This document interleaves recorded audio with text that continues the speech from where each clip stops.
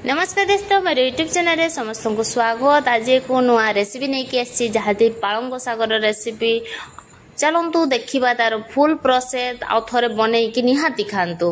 तो मुझे पालंग शाग नहीं तो ताकू भल भाव में धोई देती एवं मु छोट छोट कर सबू जाक पालंग मु काटी दउची आ काटिकी अलगा एक जगार मु रखीदेवी।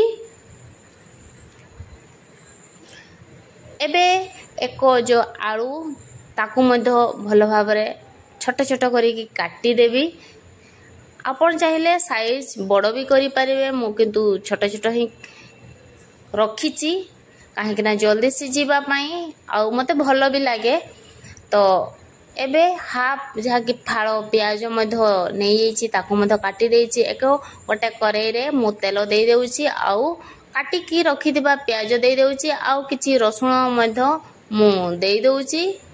तो एबे जो आमे आलू रखिथिबा ताकू देकी भल भाव मिसेकी मु ढंकेकी किछि समय छाड़ी देउछि। किछि समय परे देखि पारुथिबे तो हमर अधा जहाँ कि सीझी आसलानी। तो एबे आमे किछि लूण आ हळदी दे देबा काहे कि मु आगुरु देई नथिले किछि भी।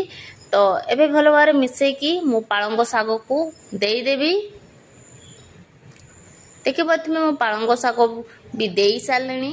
तो एबे आमे स्वाद बढ़ाइबा पई आ उटे जहाँ कि टमाटो देबा केबे भूलिबे नहीं। दी फाळ करिकी एबे मिस ढंके की एबे छाड़ी देबा। किछि समय परे देखि परथिबे किछि समय परे आमे देखिले तो बहुत भल भाव रे हमर टमाटो भी सीझी गलानी।